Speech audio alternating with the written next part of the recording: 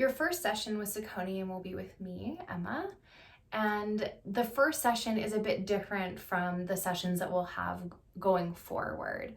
The first session is really information gathering. So it's about establishing your baseline. Where are you now? And in this session, it is mostly us just going over the intake form. And I try to get all the paperwork out of the way at once so that we never have to look at it again. In the intake form, we are looking at what are you hoping to change? What are you looking to get out of therapy? I always like to ask the question, how will you know when you don't need to be here anymore? Because I am always trying to work myself out of a job. I do believe that therapy is a Western invention that was born out of individualism, and that in collectivist cultures where our origins are, we have relationships and community, people that we turn to for counsel, and that therapy has come out of our isolation. So I do hope one day to be out of a job. So I always ask, how will you know when you don't need to be here anymore? How will you know when you have resolution, when you have resolve? And it looks different for everyone. There are always things that we can keep unearthing, but you also don't need a therapist for some of those things. Some of those things are just like life being shitty. So we want to know what you're looking for when you're coming in. How will you know when you want to leave? In the process of establishing what you want to change, we're also looking at all of the different facets of your life. So we're looking at your levels of depression, anxiety, how you are with sleeping, how you are with eating, your relationship with your body, your relationship with your emotions, your relationship with your mind, what you are looking to change. Because people don't come to therapy for no reason. So we want to establish a baseline. What is your base functioning and what is going on that is bringing you here? In this session, we are doing processing alongside, but because it is a lot of information gathering, we're kind of doing a broad overview of shitty things. So it's important to have a lot of self-care planned for afterwards. And at the end of every session, I like to book the next one, especially in the beginning, just so that your body has something to look forward to. Oftentimes what I notice is that people will be totally fine, and then the day before therapy, something happens because their body knows I have the opportunity to process this tomorrow with Emma. So just in the beginning, to give your body something to look forward to, even if it's 2 months down the road, totally fine. Your body will have something to look forward to then. In our sessions going forward after the first session, every session will be kind of led by you, and we will be establishing goals together. So I usually just start every session by asking, how are you doing?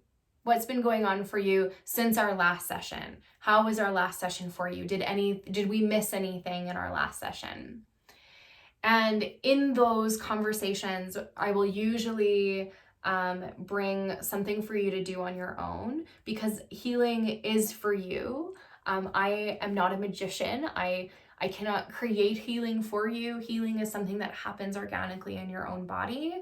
So I like to give people tools to be able to do that on their own, whether that's workbooks, meditations, rituals, whatever that might look like.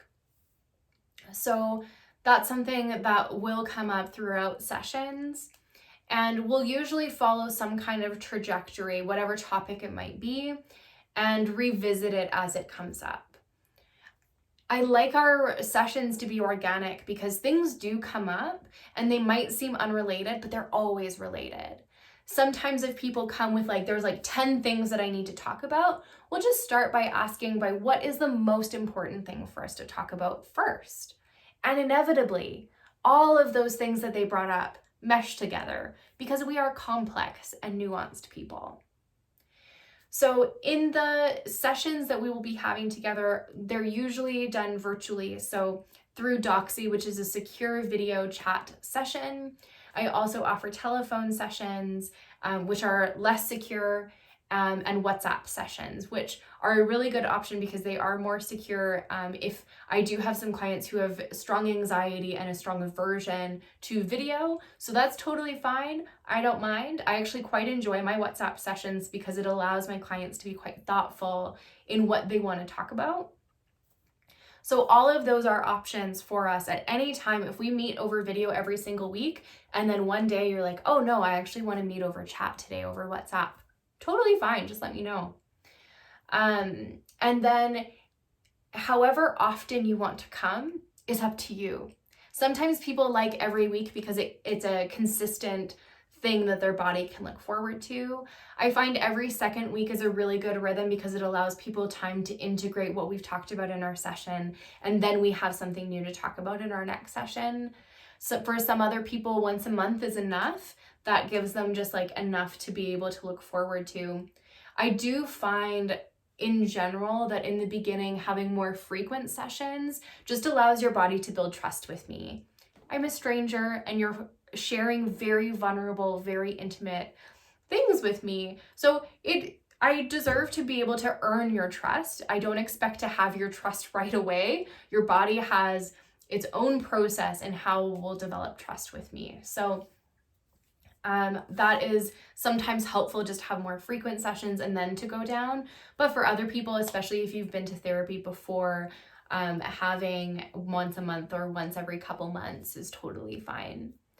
One of the other important things is that there is always the opportunity to come back. If we end our therapeutic relationship, you're all good, you can do it on your own, and then something comes up, you and your partner break up, you lost your job, just let me know. We can start from there, and that's totally fine. There is no reason that you have to do it alone.